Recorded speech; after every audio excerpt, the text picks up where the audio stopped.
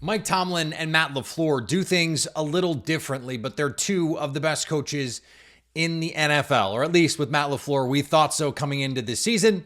I haven't come off it, but some people certainly have. We're going to talk to Jace Sternberger, who has played for both of these men, about their coaching style, preparation, learning the Packers offense, why it was so incredibly difficult, how that compared with what Matt Canada has got going on in Pittsburgh. All of that on an interview Friday, a frigid Friday. It's not that frigid, but let's go. You are Locked On Packers, your daily Green Bay Packers podcast. Part of the Locked On Podcast Network, your team every day.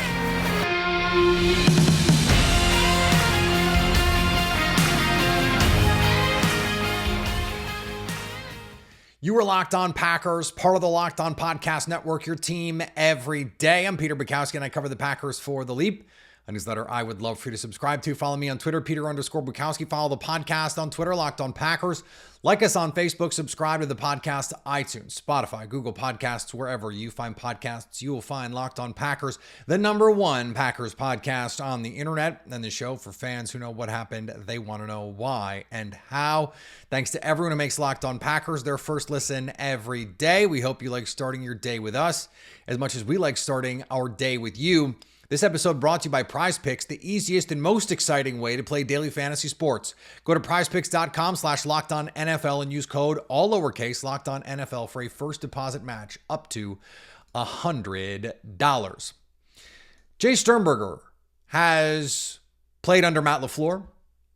He's played under Mike Tomlin, Matt Canada, understands these systems, what they're trying to accomplish, played with Jordan Love, still has faith in Jordan Love. We're going to talk about the differences, what makes Tomlin such a unique communicator, unique motivator, and why he thinks Matt LaFleur has room to grow there, but has already set the foundation to be a great coach. Let's get into it, Jace. Joining me now, he's played for the Green Bay Packers, he played for the Pittsburgh Steelers, so the perfect person to come in this week and help us talk about Packers Steelers on Sunday. Jace Sternberger, our pal, back with us. And Jace, I have a lot of things I want to ask you, a lot of things I'm excited to talk to you about. I want to start with Mike Tomlin. You and I have talked about him offline a little bit.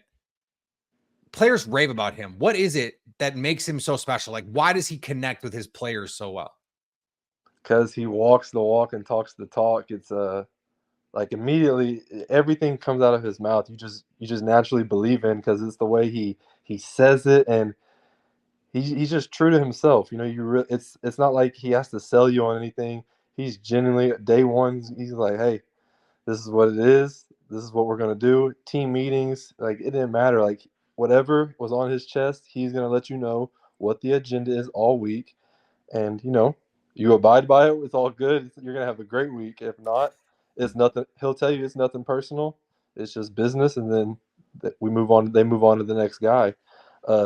He's just everything's just so authentic with him, and so no, that's just. How is it different then? Because, like, for example, like Matt LaFleur, he's got to call plays. He's got to be in those offensive meetings. Whereas Mike Tomlin, he's not calling defensive plays. So in terms of like preparation, day-to-day, training camp, like what is the difference you see with those two guys in terms of the role they take in actual, like, on-field product? And Coach Tomlin does an unbelievable job of preparation. And like I said, one of the most intelligent football minds I've got the chance to learn around.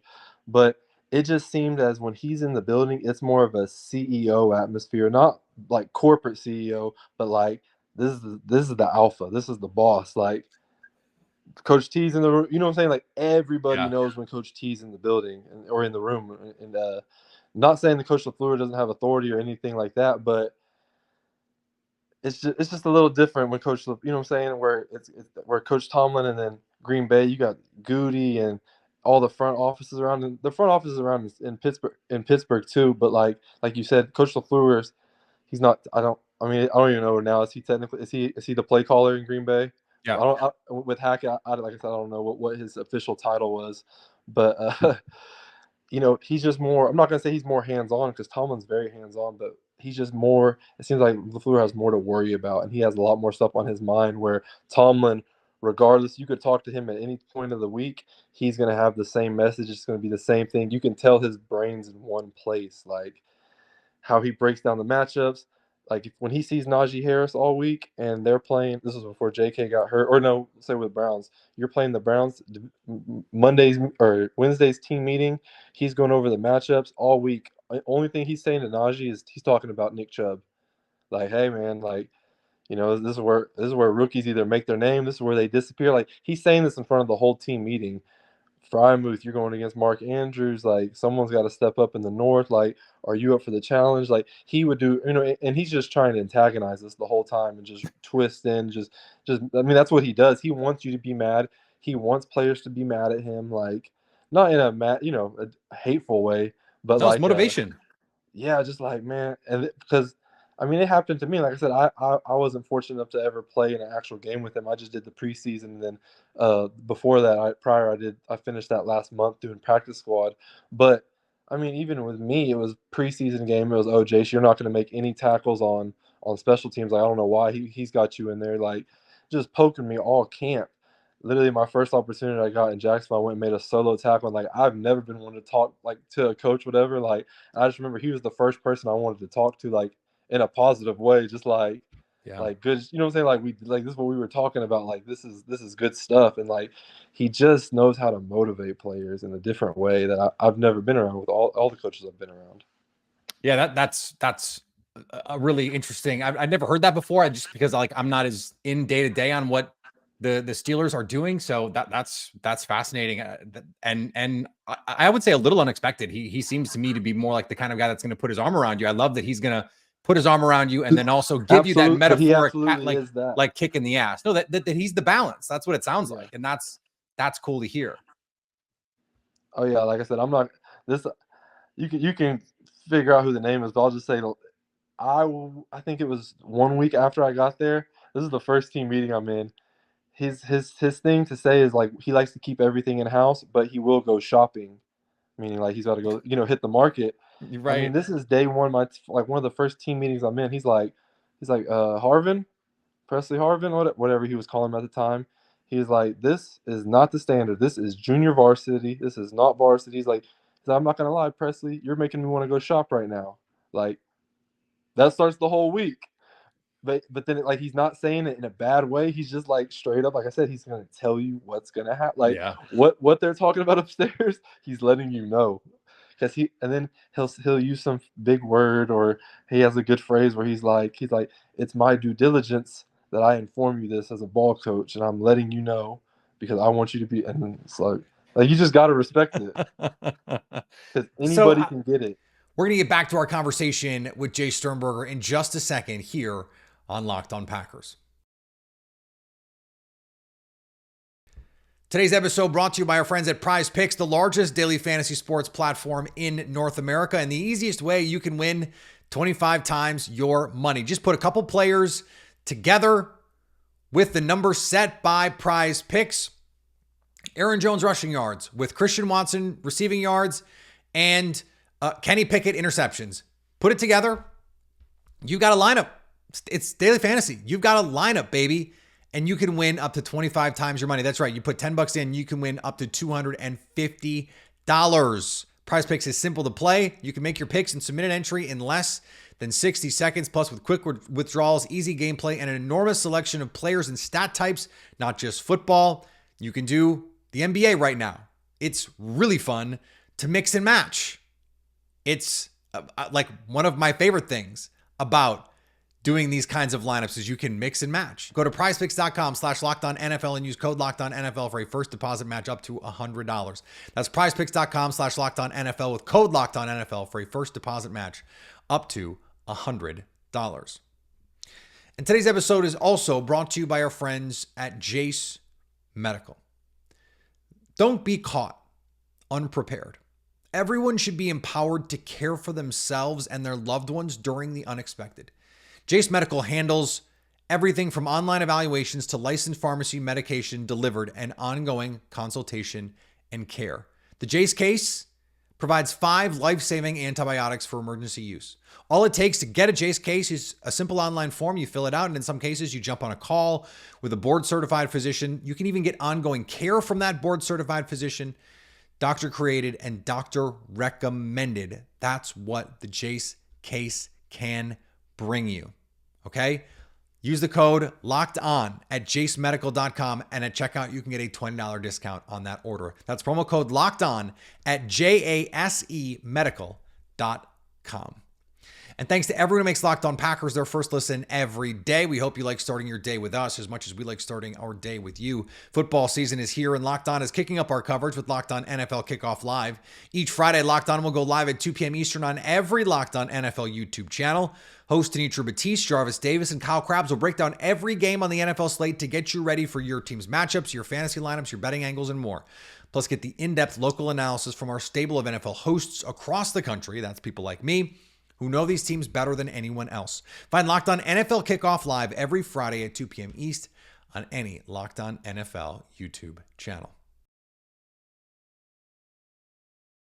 Because I did the Matt LaFleur comparison, one of the things that I've been thinking about with like all of the mistakes that we're seeing, the missed assignments and guys in the wrong place, running the wrong routes, Matt LaFleur strikes me as the kind of guy who, the kind of coach that, because he came up as a position coach and was a longtime position coach, that the classroom would be the kind of place that he would shine. Like when you're going through an install, is he like hyper detailed? Like what is the, what is that install like?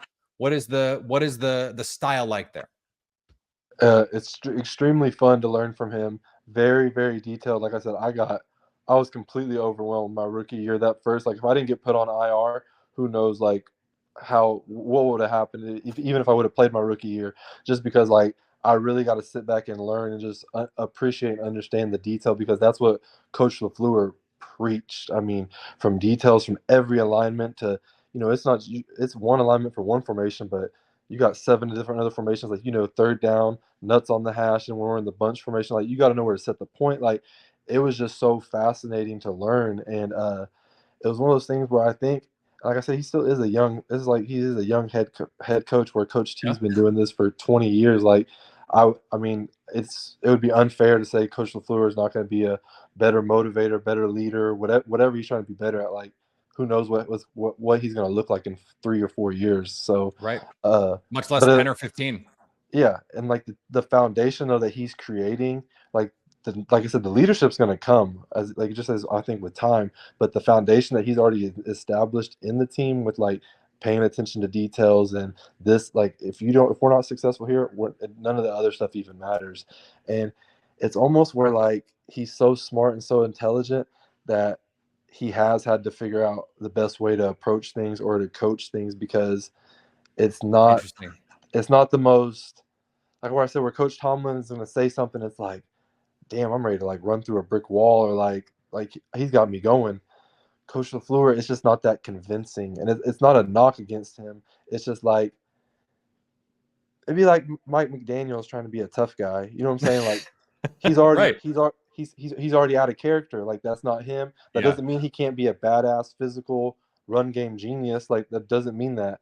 But like he is clearly. It's where I think sometimes, just like I said, not saying none of this wasn't self-inflicted or I didn't deserve any of this, but like there was times where he might have been talking to me a little different than he would somebody else, and like players really do pick up on that. And it's like, yes, not saying you don't deserve to get your ass chewed out every now and then, but like it was just the style of it or the consistency of it, where other coaches like, hey, this is what it's going to be, it don't matter who you are, anybody can get it, and that like that. And so, but the attention to detail with Coach LaFleur was, like I said, by far the most detailed coach. And again, Coach T, he's a defensive guy for sure. So we never talk X's and O's football, or offense.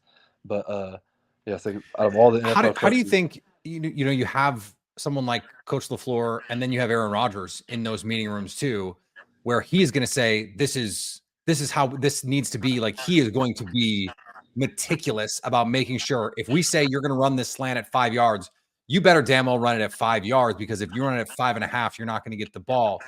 So how does that play into everyone being on their P's and Q's? Because it seems to me having another voice, making sure everyone is on their stuff is potentially helpful. But at the same time, we've also heard that there's like times when LaFleur is saying, hey, it's got to be this. And Rodgers is saying, actually, I need you to run it like this. So like, how does that dynamic play out? And that happens more often than you would think, with not just with A-Rod, but I mean, a lot of quarterbacks do that, because sometimes the head coaches they overcoach it, or they do too much when they had it right the first time. But Saturday night, they're human like us. They're getting nervous before the game, or they're starting to think this, like, damn, what's Shanahan thinking about? What's McVay thinking? You know what I'm saying? Like, what's he end up gonna do? And but that was the other thing with A-Rod. Like I said, experience is everything, and he has all the credentials. Like, you can't question him. And so it just raised the standard over that much, where it's like, yeah, Coach LaFleur might be on different pages, but at the end of the day, to be on one good side, you got to be doing the other thing. So like, they went hand in hand at the end of the day. So it really just raised the standard. But man, I'm telling you, that first year of install with Coach LaFleur, like, there was definitely some hostile meetings, not in a bad way. I shouldn't say hostile. Let me rephrase that. Some intense meetings, because it was Devontae. Like, people forget Devontae knows football, I would say, just as much as anybody. Like, when it comes to like coverages, details, assignments, like, he would be trying to figure out what the O-line's doing. Like, Devontae is a hell of a student of the game. And Devontae that's the weird thing. He's a little more vocal than Aaron is, in the sense of like speaking up when something's wrong, or if he doesn't feel a certain way. Where, like you said, Aaron might go to the side a little bit. He's like, no, because everybody needs to know that we need to be on the same page. So there was multiple times where, not calling him out, but just question, like, hey, well, if this is the whole purpose of this play, why? Like, what separates this from the other concept that we're doing, where it's almost you're coaching this route this way, but now when we run this route and this concept, why it shouldn't be different? Like, it was very vocalized. And so, yeah, like, so those meetings were really fun to be a part of. I'm not as a football fan. All right, we're going to finish up our conversation with former Packers tight end, former Steelers tight end, Jace Sternberger, here in just a second on Locked On Packers. Today's episode is brought to you by our friends at BetterHelp. There are a lot of times in life where you feel like you could be doing more, where you're not the best version of yourself. Sometimes it is because you're self-sabotaging, or your brain is racing. You lay in bed and you're thinking about all of the stuff that has happened during the day, or that could happen tomorrow. And as we head into winter, especially in colder parts of the country and the world, it is natural to feel more sadness and anxiety. Therapy can be a bright spot amidst all the stress and change, something to look forward to help you feel grounded, to give you the tools to manage everything going on, to be the best version of yourself. That's what BetterHelp can do, entirely online, designed to be convenient, flexible, and suited to your schedule. So find your bright spot this season with BetterHelp. Visit betterhelp.com/lockedon to get a 10% discount off your first month. That's BetterHelp, HELP.com/lockedon. And thanks to everyone who makes Locked On Packers their first listen every day. We hope you like starting your day with us as much as we like starting our day with you. We are live on Sunday after the game, our Locked On Packers YouTube page. Go subscribe and hang out with us. No, you call it constructive conflict. Like I think that stuff is important. And I in a lot of ways, I feel like some of the best things that came out of those offenses, and like, you were there in 2020 to see it at its apex, when you have LaFleur is saying, hey, let's do this. And Rodgers is like, hey, what about this? And you have that push pull.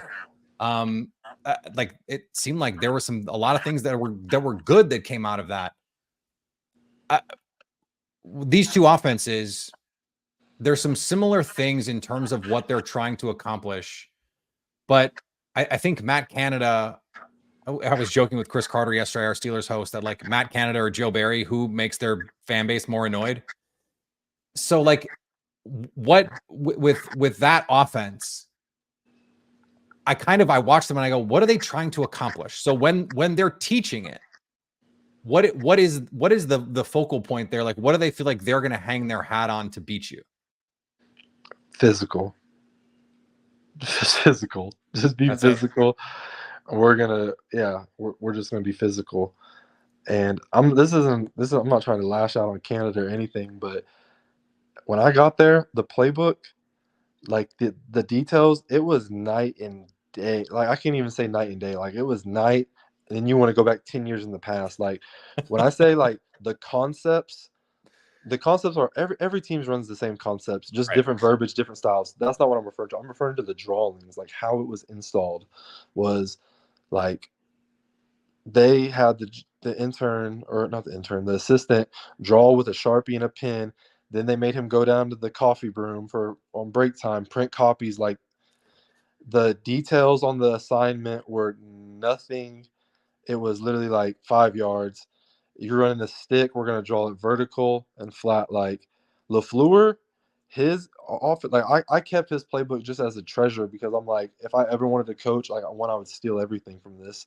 But two, like the organization, the details, where like I said, if it's to the boundary, you're +4 outside the hash on this play.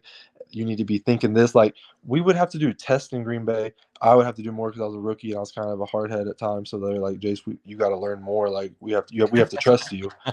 So I'm taking school tests every week, doing my little, and they don't want. It's not little answers where Matt Canada. It's like, hey, what do you have on this? Oh, I have a 5-yard slant, or I have a corner route. No. Green Bay, it's hey, I have a 5-yard slant. If it's pressed, I have to give time to let the inside guy run his fade. Like you have to give 3 or 4 coaching points every assignment. And so learning all these other places was really, no, I'm not gonna say easy because everything's difficult. Buffalo's offense is insane as well, details. But Green Bay's, you know what I'm saying, it was just so super detailed. Going to Pittsburgh was just it was actually harder to learn because I'm like, why are we doing this? Like, what's the reasoning behind it? Where Green Bay, Give me the why.